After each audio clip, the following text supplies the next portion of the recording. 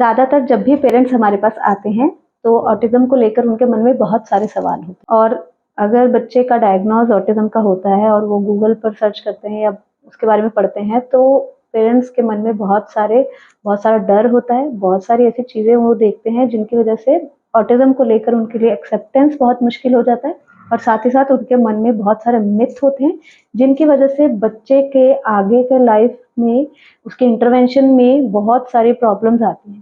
तो आज की वीडियो में हम ऑटिज़म को लेकर पेरेंट्स के जो बहुत सारे कॉमन क्वेश्चंस हैं उनके बारे में डिस्कस करेंगे, और साथ ही साथ पूरी कोशिश करूंगी कि आप ऑटिज़म को अच्छे से समझ पाएं। हम इस वीडियो को 2 पार्ट्स में बनाएंगे क्योंकि हमारे पास बहुत सारे क्वेश्चंस हैं और मैं कोशिश करूंगी कि अच्छे से जितना हो सके थोड़े पर सही शब्दों में आपको उस चीज़ के बारे में बता सकूं। सबसे पहले बात करते हैं ऑटिज़म होता क्या है। ऑटिज़म एक डेवलपमेंटल डिसऑर्डर है। ये एक कंडीशन है जिसमें बच्चा अपने बाहरी दुनिया के साथ किस तरह कनेक्ट करता है, किस तरह इंटरेक्ट करता है, ये उसकी कंडीशन के ऊपर डिपेंड करता है कि वो उसका सोशलाइजेशन, उसका इंटरेक्शन, उसका स्पीच में भी इफेक्टेड हो सकता है, या बच्चे के आई कांटेक्ट, बच्चा एक अच्छा आई कांटेक्ट नहीं दे पा रहा है। इस तरह की कंडीशंस है जिसमें बच्चे का आउटसाइड वर्ल्ड को वो किस तरह से परसीव कर रहा है, उसके साथ किस तरह से इंटरेक्ट कर रहा है, ये शायद और दूसरे लोगों से थोड़ा अलग हो सकता है। क्या ऑटिज्म एक मेंटल इलनेस है? तो ये सबसे बड़ा मिथ है कि ऑटिज्म एक मेंटल इलनेस नहीं है,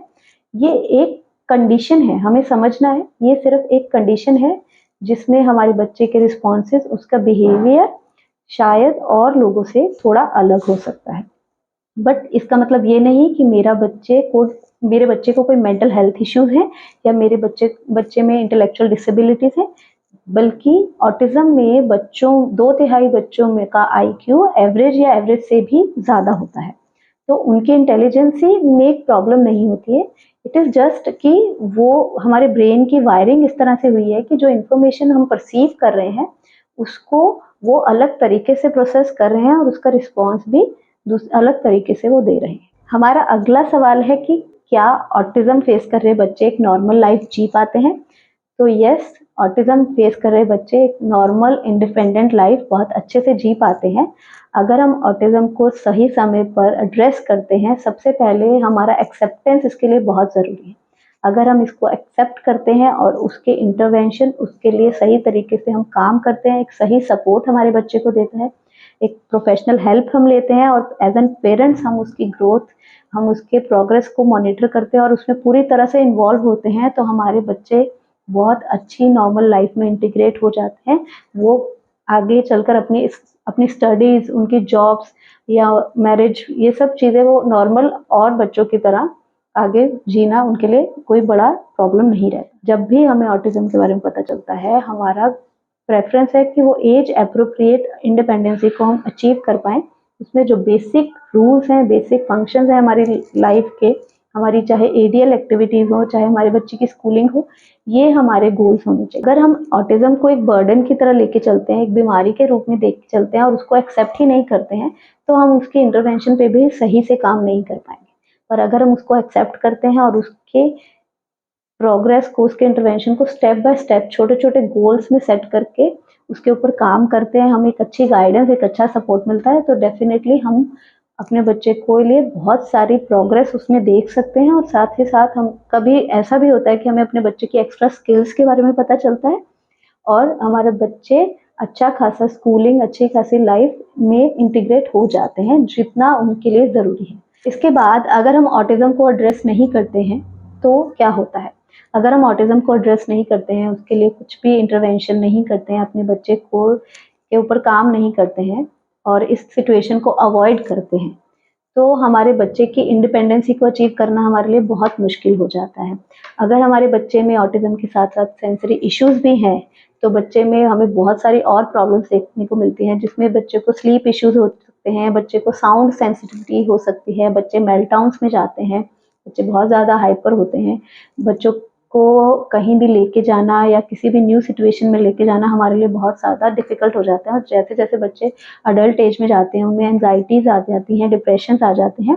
या फिर और भी अदर न्यूरोलॉजिकल डिसऑर्डर्स भी हमारे बच्चों में हमें देखने को मिलते हैं। तो इट इज़ वेरी इम्पॉर्टेंट कि हम ऑटिज्म के बारे में अगर हमें कहीं से इस तरह की इन्फॉर्मेशन मिलती है कि आपका बच्चा, या इस तरह के रेड फ्लैग्स दिखाई देते हैं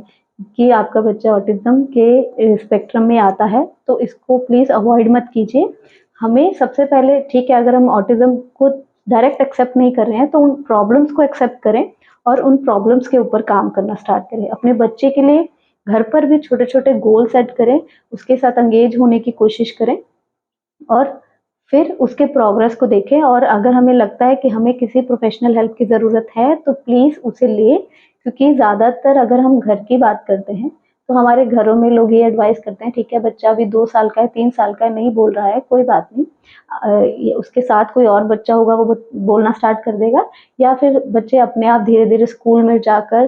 बोलना स्टार्ट कर देंगे। पर हमें समझना होगा कि बच्चे में सिर्फ स्पीच का प्रॉब्लम नहीं है, हमें और भी बहुत सारी प्रॉब्लम्स हमारे बच्चे में दिखाई दे रही हैं। हमारा बच्चा कम्युनिकेट नहीं कर पा रहा है, अपनी बात नहीं समझा पा रहा है, छोटे छोटे चीज़ें, सिंपल चीज़ों को उसको समझाना, उसके लिए रिस्पॉन्स लेना, उसके नेम रिस्पॉन्स में भी हमें कहीं ना कहीं दिक्कत आ रही है, छोटी छोटी चीज़ों को समझने में उसे दिक्कत आ रही है, अलग अलग सिचुएशंस में या सेंसरी इनपुट में उसे दिक्कत आ रही है, तो इसका मतलब है कि हमें कुछ ना कुछ प्रॉब्लम है और हमें उसके लिए प्रोफेशनल हेल्प भी लेनी है और साथ ही साथ घर पर भी इसे एड्रेस करना है और इसके ऊपर काम करना है। हमें अपने बच्चे के साथ पूरी तरह से इन्वॉल्व होना है और उसके आगे आने वाले प्रोग्रेस या जिस तरह की भी सिचुएशन है उसको मॉनिटर करना है और उसके लिए छोटे छोटे गोल्स को सेट करना है और उन पर काम करते जाओ। अब अगला सवाल है, what is the best age to treat autism. Autism को ट्रीट करने के लिए सबसे इम्पॉर्टेंट या सबसे बेस्ट वे है अर्ली इंटरवेंशन। हम जितनी जल्दी ऑटिज्म की इंटरवेंशन स्टार्ट कर देते हैं उतने ही बेटर रिजल्ट हमें देखने को मिलते हैं। 2 या 3 साल की एज में अगर हम ऑटिज्म की ट्रीटमेंट स्टार्ट करते हैं, ऑटिज्म के ऊपर काम करना शुरू कर देते हैं, तो फिर हमारे बच्चे में बहुत ही अच्छे रिजल्ट्स, हमारे बच्चे को इंडिपेंडेंट करना, उसे एक नॉर्मल लाइफ की तरफ इंटीग्रेट करना हमारे लिए बहुत आसान हो जाता है। 2 या 3 साल की एज में ब्रेन बन रहा है, तो इस समय में अगर हम उसमें चेंजेस कर रहे हैं तो उसके इफेक्टिव रिजल्ट्स हमें बहुत ही लंबे समय तक देखने को मिलते हैं। इसलिए हमेशा कहा जाता है कि early intervention is the best treatment for autism. Autism को अगर हमें ट्रीट करना है तो सबसे पहले उसे एक्सेप्ट करना है और एक्सेप्ट करने के बाद अगर हम सही समय पर उसको सही तरीके से इंटरवीन करते हैं तो डेफिनेटली हमारे पास बहुत अच्छे रिजल्ट है और हम दूसरों को भी अच्छे से इसके लिए अवेयर कर सकते हैं और हमारे बच्चे भी एक अच्छी और हेल्दी लाइफ जी सकते हैं। ऑटिज्म क्या होता है, इसकी early intervention, red flags of autism या फिर थेरेपिस्ट किस तरह से ऑटिज्म में हेल्प करती हैं, इन सब के बारे में मैंने ऑलरेडी एक डिटेल वीडियोस बनाई हुई हैं जिनके लिंक आपको डिस्क्रिप्शन बॉक्स में मिल जाएंगे, आप चाहें तो उन्हें भी देख सकते हैं।